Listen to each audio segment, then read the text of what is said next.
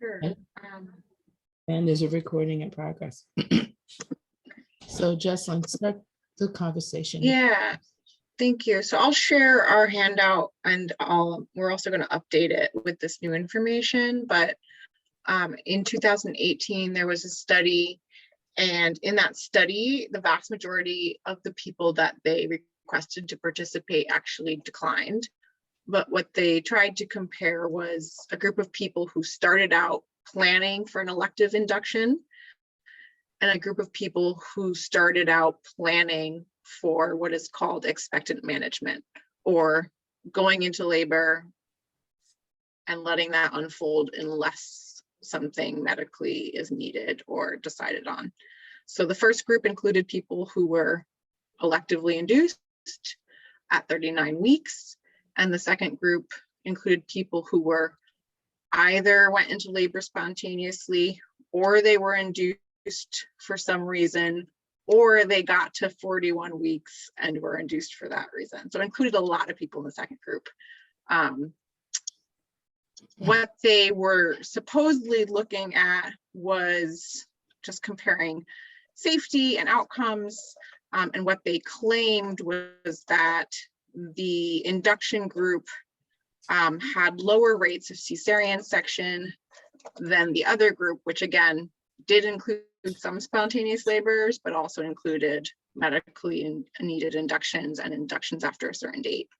Other than that difference, there was really no benefit to the maternal or infant side. There was no improved outcomes. There was no like some summary of like these parents and babies did better. It was just this one conclusion on the cesareans that they really focused on with a few other details. There was a lot of challenges and questions about the study. One was that it was only people who enthusiastically consented to elective induction at 39 weeks, which we know as doulas inherently can make the experience difference, because if you're going into something feeling calm and consensual, that's very different than if you're in the real life scenario. Not that these people's lives weren't real, but in the day-to-day non-study scenario where people are kind of coerced or pressured into induction, that's very different endocrine physiological state. We also know that a lot of people just didn't want to be induced at 39 weeks. Some of the other challenges with the study was that even though it was at quite a few different facilities, all of the providers knew that they were participating in a study, and they followed a very specific and very careful protocol for induction that does not reflect what we necessarily see in most hospital realities. So every single elective induction in the study had the exact same protocols in place, and they were some of the most cautious induction protocols, meaning like they never used Pitocin without confirming that the cervix was right first. We know that that does happen in a non-study setting. So there's very specific protocols. We also just know that in this study setting where everyone was doing the same protocol and everyone knew they were being observed, so they were all in their best behavior, and all the clients really were okay with and agreeing to this induction without feeling pressured to necessarily, or maybe they were, we don't really know. We also know that that's just not reproducible in the real world outside of a study setting. So there was just a lot of questions. And then there was this whole data set, this percentage of people where we don't really know what actually ended up happening in their labor, because the study did not break down the differences between the people who went on to have a spontaneous labor, the people who were intervened for medical reasons, and the people who were intervened because a lot of time had passed. So there wasn't a more specific sub breakdown of those groups. I'm trying to remember all the other aspects of it. But those were some of like the main criticisms and concerns that people had. We also know that it flew in the face of every single other study of induction that had been done up until that point, or almost every study that had been done up to that point. I haven't read them all, so I don't want to misspeak. So it was a really controversial thing. And the other issue was that it was at 39 weeks, right? So we didn't know. I think what they were trying to show was something about 39 weeks being okay. They came out with the cesarean section rate issue, but we don't really know like what other non-fatal outcomes that weren't measured may have occurred. So when I say that, I say in the study, you know, they're looking at bleeding, hemorrhage, APGAR scores, things that they can measure and that they can write down on paper. This was not better and it was not worse. We don't necessarily know what bonding was like, what lactation outcomes were like, what tearing was like, what postpartum mood disorders were like. We don't know any of these other things.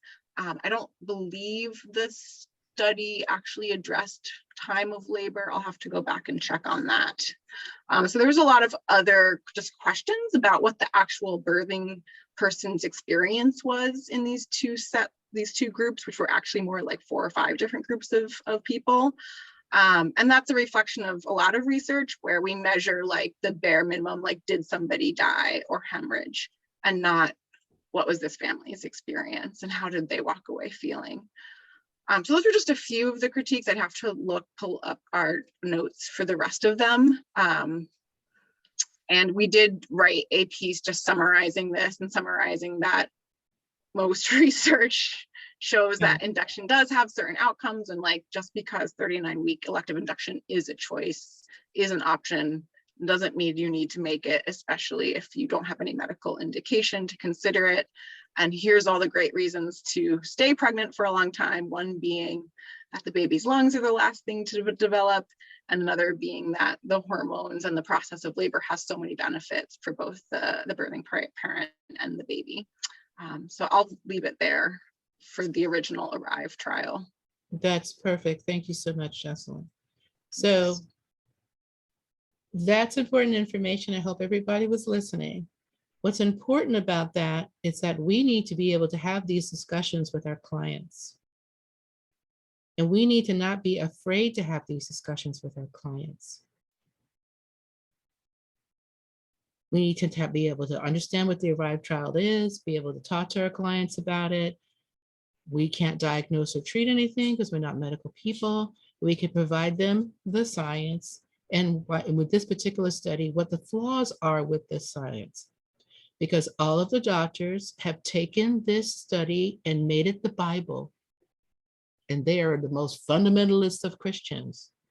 And I have heard things even to the point of doctors saying, oh, beyond 37 weeks, no one needs to go beyond 37 weeks. 37 weeks. So that's, you know, gestation is getting shorter and shorter. And medicalization is getting higher and higher. And the potential for cesarean gets higher and higher. And the potential for lots of cash flowing into the medical industrial complex gets bigger and bigger. Right?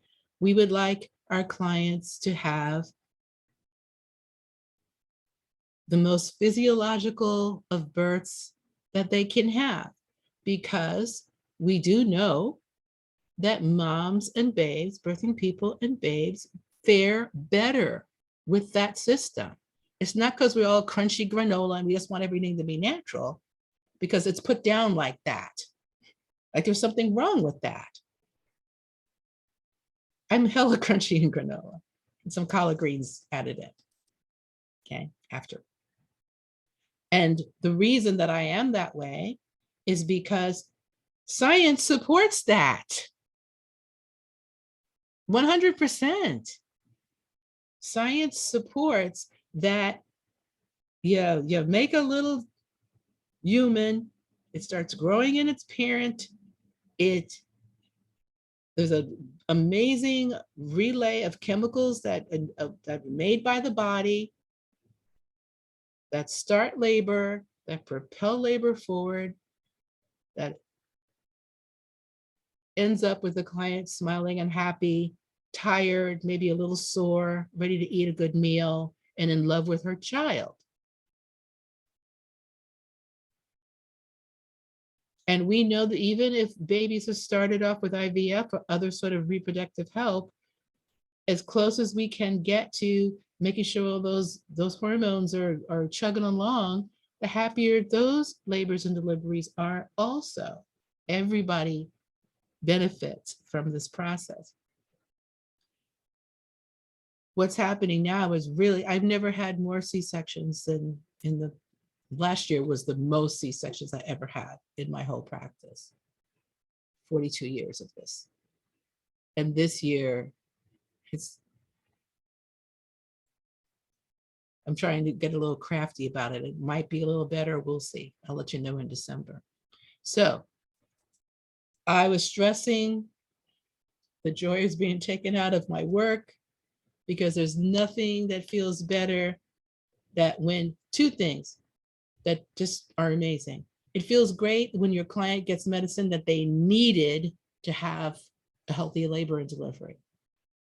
That feels great. And it feels great, especially in the client who didn't think that they could do it, and you support them and they're cradling their little baby saying, oh God, thank God I did it. This is amazing. I did it. I did it. I'm selfish. I like that part of my job. And I encourage y'all to be selfish too. That's why we had all of those good studies on doulas that made us popular, so that now they can try to get rid of doulas. Off topic. So, so now I was feeling really bad, I was saying, and then out of the blue, I saw something from Mika. I don't know if she sent it to me in a text or I saw it on Facebook, one of the two. I think you texted me. And I was like, oh, yay. Because sometimes when these studies happen, it takes a decade or so before they correct themselves and stop doing the madness that they're doing. So the ARRIVE trial was done when, Jessalyn? 2018. Okay, so here we are in 2022.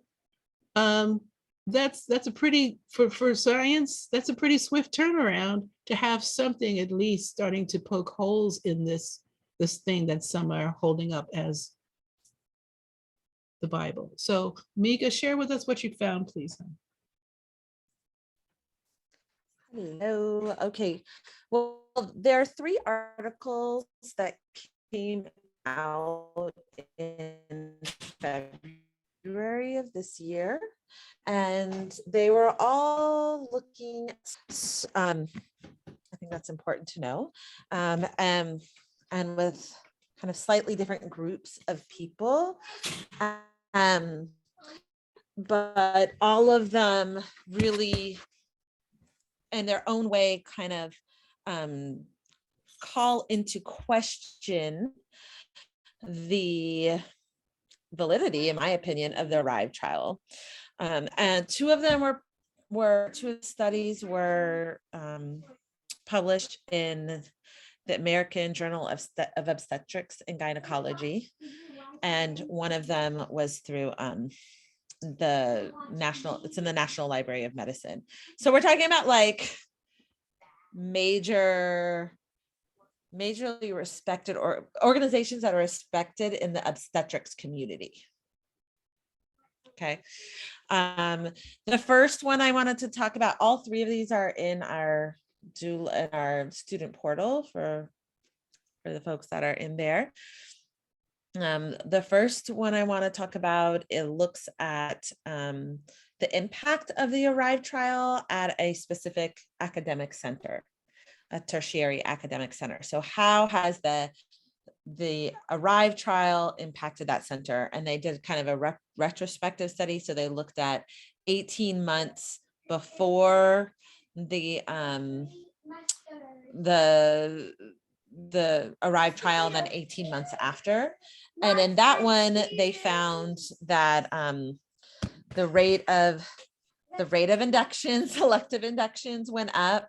The rate of medically necessary inductions went up. And the rate of C-sections also went up. The rate of, there was greater blood loss, lower birth rate, longer hospital stays. And so this study is really important. There's about 3,000 or so people in the study.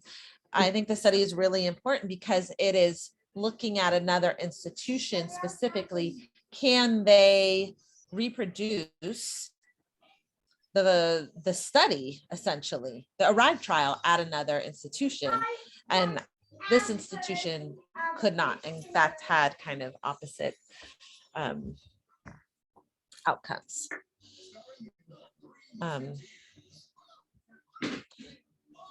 Hold on, okay. So that was, and I have to go, I mean, there's so much more to go through with these. So this is like my first pass through. I'm sure there's going to be so much more to be said about all of these things. The second article. Mika, Huh? I have a question. So Yeah. looking at the conclusion of this particular study, it says, and you may not have done the homework on it yet, so let me know. This is the ARRIVE trial that's up here. Oh, that's the ARRIVE. Oh, later. Yeah. Sorry. So this article is called "The Impact of the ARRIVE Trial on Elective Inductions at a Tertiary Academic Center." Did you put the link in? Oh, I can put that. Let me do that right now. Thank you, Jessica. Oh, okay. Okay.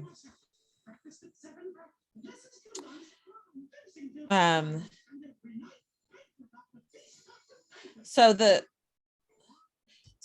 the conclusion for this one is that the publication of the ARRIVE trial significantly impacted the scheduling of elective inductions at our institution, resulting in more than a twofold increase in induction. After publication, elective inductions were performed earlier and resulted in a higher rate of unscheduled cesarean deliveries and other adverse labor outcomes. So every kind of well, there was an increase in cesareans and an increase in like every kind of induction that you could pick or type.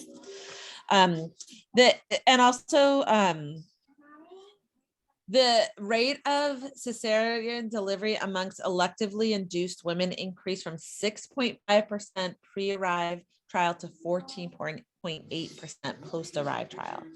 Wow. So that's more than double in electively induced women, but just looking at electively induced. So folks were asking for induction more often. Is that correct? Am I hearing that right? Well, yeah. I mean, are they asking for it as their doctor? I feel like when I have talked to a lot of my clients, every doctor offered it. And when the person with a white coat offers it, how does this feel like maybe it's technically an elective induction, but it almost feels a little bit more like they're saying this is what you need to do, right? Exactly. Especially if you don't have doulas, you might be like, well, this is my doctor. They're telling me to do this thing. Even if you have a doula. Well, yeah. Yeah, they still are like this is that preys upon the client. Yeah. So any questions about this one so far? There are things that you'll notice that as we go through that are different with each study and things that are similar. So just keep that in mind as we're looking at these conclusions. Mika, while you're pulling up the other one, I just wanted to mention that the main author of the ARRIVE trial has been pushing this research almost perennially for decades. So it's just important. We don't know. I don't know their entire story, but I think it's also like these ones that Mika is telling us about are coming from different institutions and different research facilities, and that's really significant because the people who published the ARRIVE trial have also been on this like bandwagon misoprostol and induction research thing for like 20 plus years. So I just wanted to throw that information in there. Very important information. Yeah. I put the link into the second article below, and this one is the title of it is Elective Induction of Labor and Nulliparous. Has the ARRIVE trial changed obstetric practices and outcomes. So they're specifically looking at first time birthing people. And the question here is quite simply, has it changed obstetric practices and outcomes? And this study, sweetie, I'm talking right now. Hold on. Okay. I heard you. Okay. This one,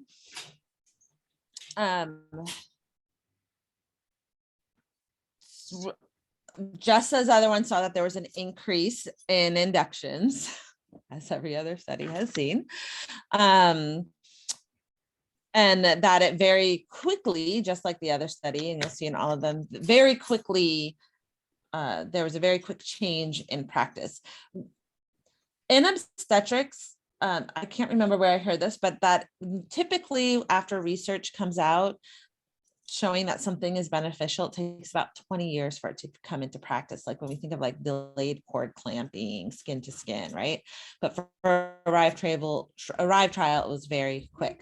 I think we can, come to that conclusion, right? Like somebody flipped right. This one found that, and they were looking also both at their hypothesis, it was that there'd be a decrease in cesarean birth and preeclampsia. They wanted to look on the outcomes of C-section birth and preeclampsia. And what they found is that elective induction there was no statistical difference for cesarean birth and preeclampsia, essentially. Says in our population, decreases in cesarean birth and preeclampsia have not been realized, raising questions about the applicability of the Arrive trial findings to a general obstetric population. So if we think that this is, we're talking about possibly a 5-day induction, like we know can happen. One study showing an adverse effect, this one showing no benefit to it, right? No difference, but a lot more interventions, right? With no actual benefits. This had, let's see, this had 23,956 births were included in this study. Wow. Yeah. Those are huge. Great though. Yeah.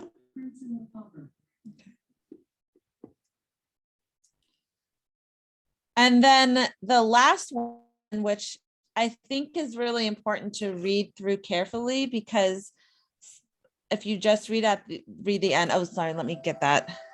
Let me put that in our chat. Some people are coming to the conclusion, well, it shows the same benefits as the Arrive trial, and it doesn't. It actually doesn't.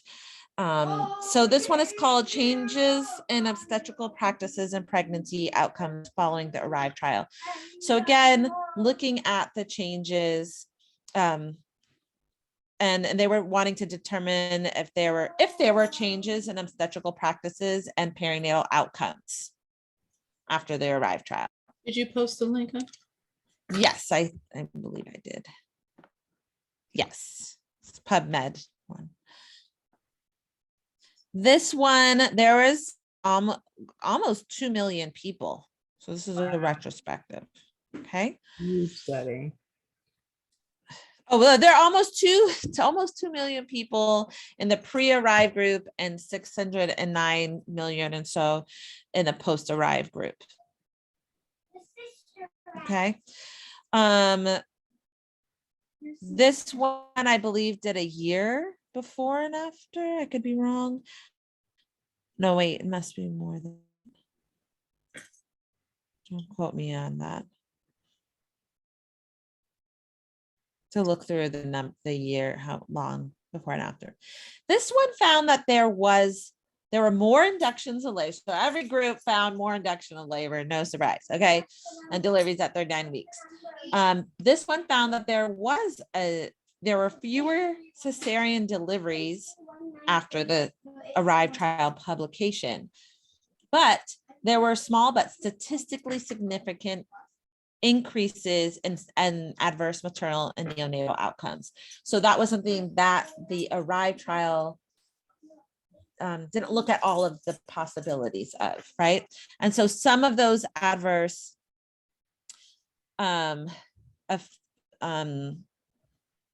concerns are the post-ARRIVE trial group were more likely to have blood transfusions. So we also saw in that first group, they talk about increased blood loss. Okay. They are more likely to be admitted to medical intensive care units. Neonates in the post-ARRIVE group were more likely to need assisted ventilation at birth. And they're more likely to have low 5-minute APGAR scores. So, okay, you in this group, you have a lower C-section rate, but these are pretty, like, these are not, these are pretty serious adverse impacts. Definitely. Right? Definitely. Yes, babies needing help breathing, not good. Mom's going to, Yeah. you know, intensive care unit, needing blood transfusions. Yeah. That's not what's being sold by the ARRIVE trial to people who are considering an elective induction. Definitely. Definitely not. No. That is not healthy mom, healthy baby. Not at all. Like so many doctors like to go on about. Yeah. So I think this collection of studies really calls into question, in my opinion, the, you know, the ways in which obstetricians have just taken the ARRIVE trial and run with it. And interestingly enough, oh, go ahead. Was there a question? Just I a was just going to small note one. that the outcomes you just described, Mika, those translate what we see about induction in terms of hyperstimulation of the uterus, leading to the risk of hemorrhage for moms, babies whose lungs aren't fully developed, leading to the need for assisted ventilation. So like they don't necessarily identify those causes, but I appreciate you like reading through what they were, because those are like exactly what you would expect if babies are evicted fast and hard from a uterus and a pregnancy that isn't ready to be finished. Exactly. Yeah. Thank you for summarizing. When it says the pre-ARRIVE study group, are they talking about like the institutions themselves like test these people, or is it talking about the ARRIVE like trial? I don't know how to phrase this, but like what exactly is the pre-ARRIVE trial group? Is that like the institution that tested these people before the study came out?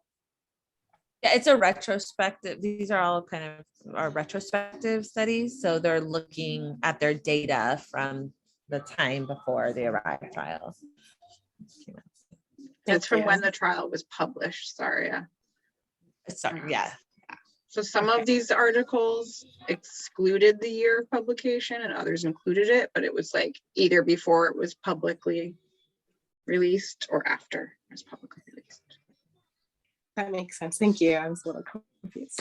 Great questions, Aria.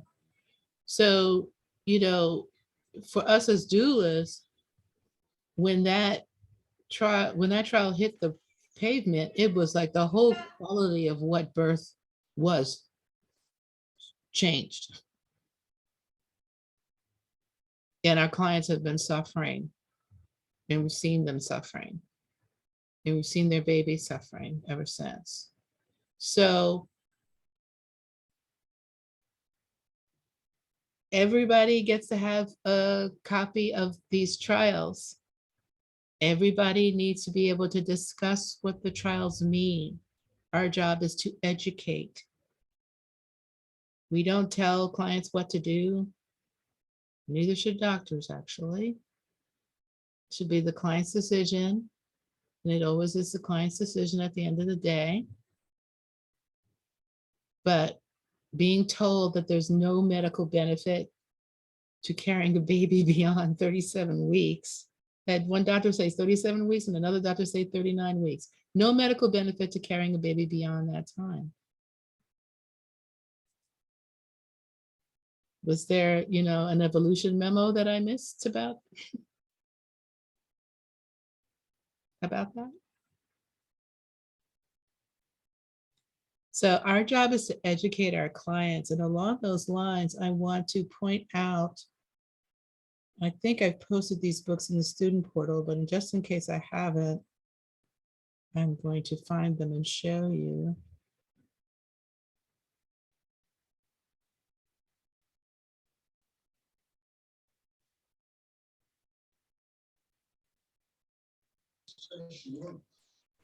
While you find that, can I just add one more thought? Add a million thoughts. Go ahead.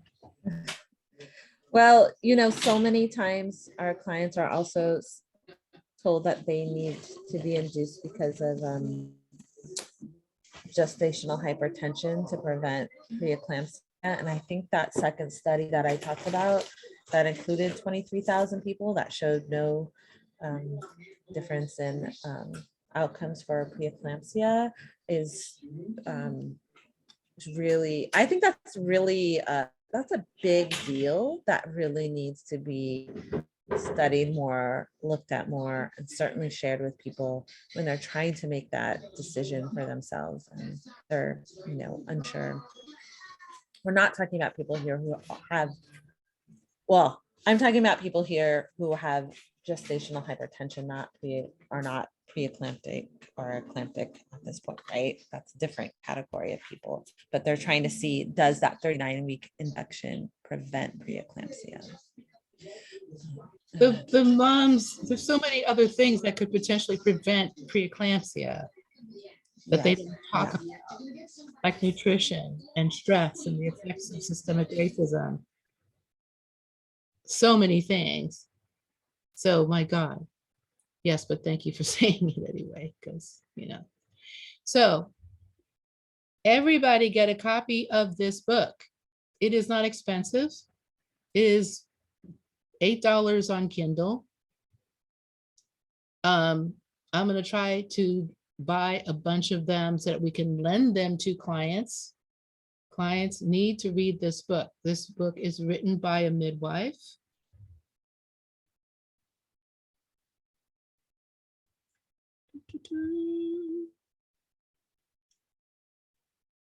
Make sure I say her name correctly. Dr. Sarah Wyndham. In Our Own Time, How Western Medicine Controls the Start of Labor and Why This Needs to Stop. Book was released November 6, 2021, so it's uber recent.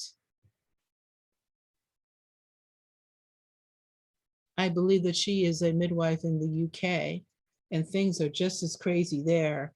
And there's a big attack on the British midwifery system going on there. Just signed the petition to help the midwives there maintain their status, because they have had this beautiful, there's faults in it for sure, and racism to beat the band. However, they have a lineage of a traditional midwifery system and training that has been run by midwives for a very long time now, since World War II. And that the medical industrial complex is really all about trying to bust them up. Another book by the same author is Inducing Labor. You can tell it's from Europe because how they spell labor. Labor, so lovely. Inducing Labor, Making Informed Conditions by the same Dr. Sarah Wickham. and a book was 2018. So around the time that, things started hitting the fan, I'm grateful that a midwife sat down and put pen to paper. These are important tools. If you have a reading list that you give your clients, which I suggest that you do, because if they're all reading what to expect when you're expecting, it's not going to work for that. Things are not going to work well. This book, as well as In Your Own Time, all of our clients need to read it. Whether they can buy it for themselves, whether we buy it for them, they need to read it. And they need to see those studies. If you need help practicing how to have these conversations with your clients, we are going to have a unit where we pretend to be clients and pretend to be doulas and get comfortable having these difficult conversations. But it's really important for us to feel comfortable sharing this information, and the client will do with it what they will, or what they can, or what they need, or how they feel. But they didn't just walk into it not knowing. Not when they have a doula. That should never be the case. When they have a doula, they have, aside from their own research, an extra pair of eyes, an extra set of hands, an extra heart that cares about them to help them know this stuff. Any questions? I know people are tired, but I would really love to hear from you. Hello, Martha.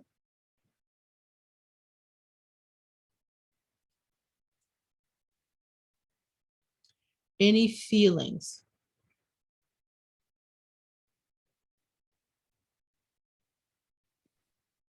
I still find it so confusing how there were less C-sections in that one group, because it just doesn't feel possible based on my own experience. But it's interesting that one study still found, yeah, when they looked back, that the rate was a little bit lower. It's just interesting. And I guess, yeah. But there was more damage to the parent and the child. So, Well, yeah, and also when it's medically. There was also, Go ahead.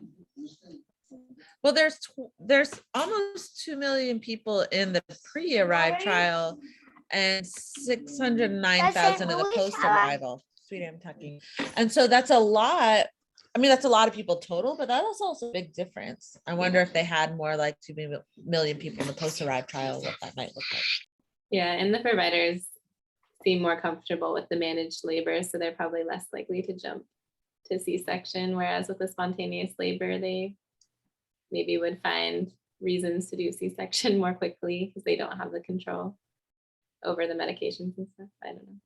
But their training teaches them to be afraid of the natural process. They're afraid of it because they can't control it.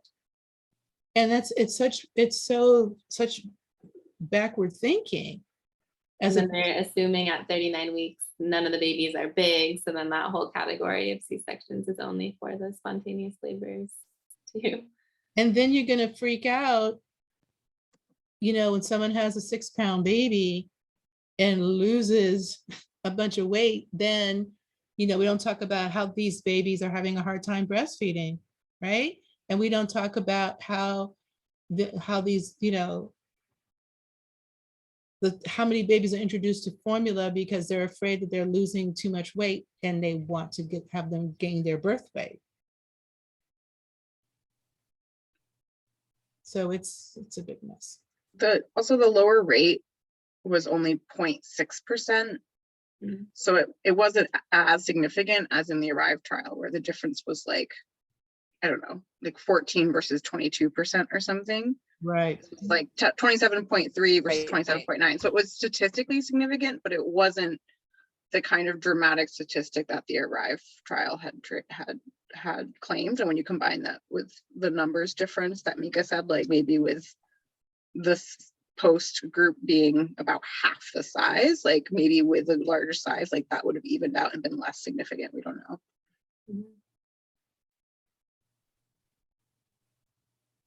Any other questions? When it says low, the neonates are more likely to receive low APGAR scores. Is that summarizing the APGAR exam? Or I don't know, what is like a low APGAR score? Okay, that's something you really need to know. What's an APGAR score? I know it's the size, the the exam that they do immediately postpartum, like right after labor, but I don't know, it's like the number, like what's the number? From 1 to 10, and it's talking about the color of the baby, the response of the baby after it's being born, respiration. I think there's something that I'm missing. Color, tone.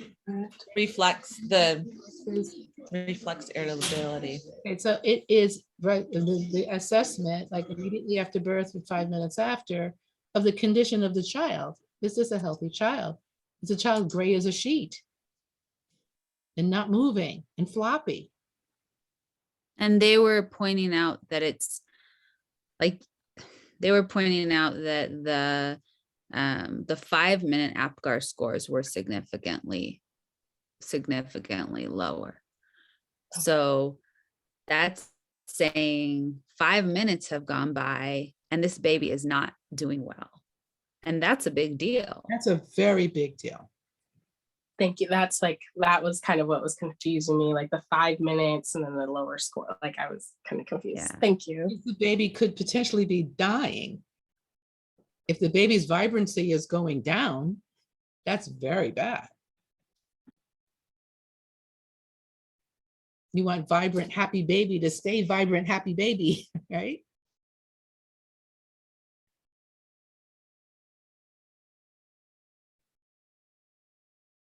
Any other questions or feelings, folks? How do you feel having this conversation? I'm really thankful that there are multiple articles now. And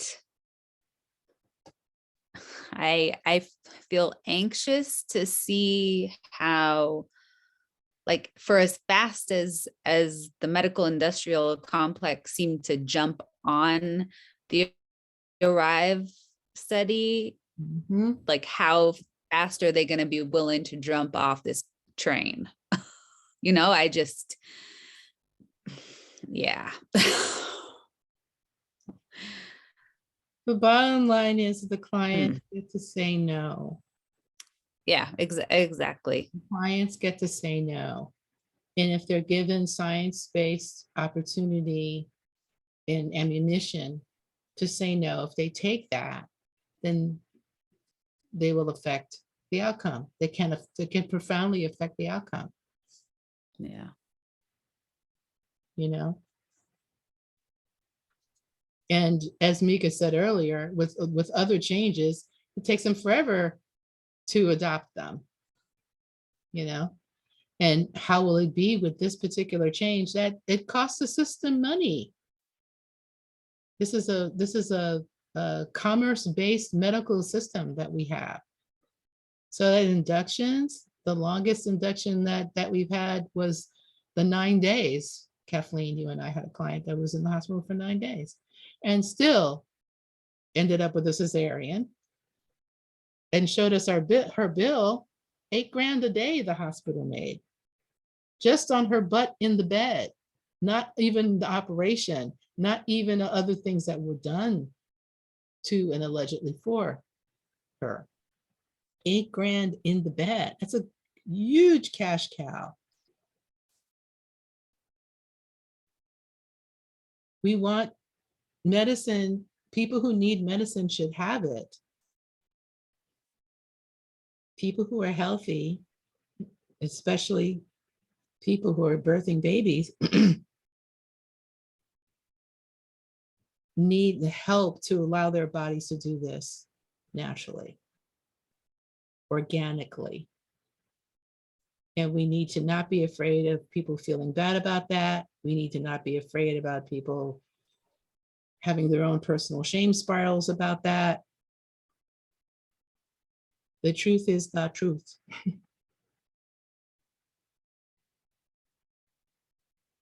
And clients need us to be able to tell them the truth and be fiercely unafraid to do so. And then we stand by them, we support them 100% in the decisions that they make for themselves, fully informed.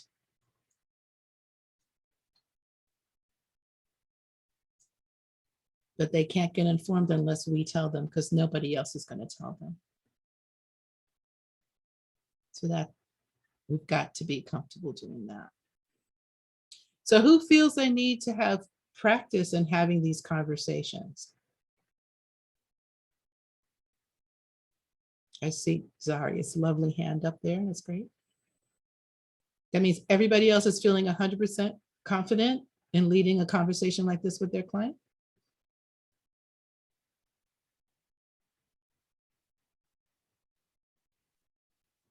I feel comfortable having the conversation. I don't feel comfortable with like the details. Like like if somebody's asking me for numbers, You show but the in terms of having, yeah, I mean, in terms of having the conversation, I feel very comfortable. How could you have the conversation if you're not comfortable with the numbers? Because it's about the numbers. Yeah. So everybody's homework is to read the studies, write down what you don't understand, come back into circle, and we'll make sure everybody understands. This is how doulas help save lives. Literally. Absolutely. Yes, Ms. Davina, is your hand up? I was just gonna say, like, these are the kind of conversations that I need to have with like a sheet in front of me, because my brain doesn't hold on to details very well when it comes to like statistics and numbers. Like general things I'm great at, but like Kathleen, like details, I can hear them and absorb them, and it's just really hard to have that precise conversation. So whenever I do have conversations like this, or anything really to do with numbers or specifics with my clients, I always have like my notes, all of my, my PowerPoints or my flashcards or whatever it is, because it's the only way that I can do it well. A great system. That's a great system. Whatever helps you. We do have a beautiful document, and Justin will be working on adding more stuff to it. We also need to look at and talk about how we can break down that document, maybe make a PowerPoint out of it that makes it easier to discuss it, because there's a lot of information on this one form right now, but that's what we have right at the moment. But we're going to be working on changing that. There's so many different things, and we could, you can get crazy and do a PowerPoint on each slide, which I don't recommend that we do. But we do want to have a document or a PowerPoint where there's, the bullet points, each study and the bullet points of each study. And like the ARRIVE trial and the other studies and what they say bullet pointed, so people can go through it. You can go through it with your client, and then you can hand them the actual studies and have them go off and read. And they can read the books, which breaks it down even further. So I totally respect that. I have a hard time with numbers myself. It's only because I've been doing this for freaking ever. And there's still stuff. I completely depend on my assistants, because there's some things I'm not going to hold in my head. My assistants get pulled in to talk about certain things because of all the other crap that's in my head on a daily basis. Thank God I have the support of my assistants to be like, Jesselyn, talk about the ARRIVE trial, please. Thank you. I'm incredibly grateful for that. However you get the information into your client, it's fine. But we are definitely going to be working on things like, I think a PowerPoint is a really great idea, that we can sit and just go over the bullet points of the problem. Okay, folks are yawning. Is Mika even still here? Did Mika go? Where'd you go? She said she was having connection issues. She's trying to connect on her phone. Oh, poor baby. Okay, so everybody's really tired tonight, and I am too. This rainy weather. Yeah, I see it now. Trying to get back on her phone. Okay, so we're gonna stop. This week at the SMC book club, we'll be discussing this topic again because I want to discuss it with the folks who are not in circle but are SMC doulas. Because I do believe that if our granny midwives were alive and kicking, they'd be all over this crap. And so in their name, we fight. We fight on. This is recorded and it's going to be put in the student portal. It takes forever, but it will eventually show up there. Watch it 1,000,000 times. So you get to be comfortable with this data, and we will definitely make things easier. Flashcards, however you want to do to make it easier for you, let's go for it. So thank you all for another scintillating couple of hours. Blessings on your beautiful lives. And if there's no final questions, we'll say goodnight. If you have anything for the newsletter, send it to me. Oh yes, please. Get things, every newsletter, I want to hear from as many of my doulas as possible. So if you have an artwork or article, or get permission from one of your beautiful clients to put a picture of their precious child in our newsletter, make sure you get that in writing. A text will do that they said it was okay to use the picture of their gorgeous child, baby's name, birthday, all that pertinent stuff. We had a really beautiful newsletter last month, and I would love to keep the ball rolling because you all are so brilliant. I'd love to show you off. All right. Thank you, Jesselyn. Good night again, everybody. Good night.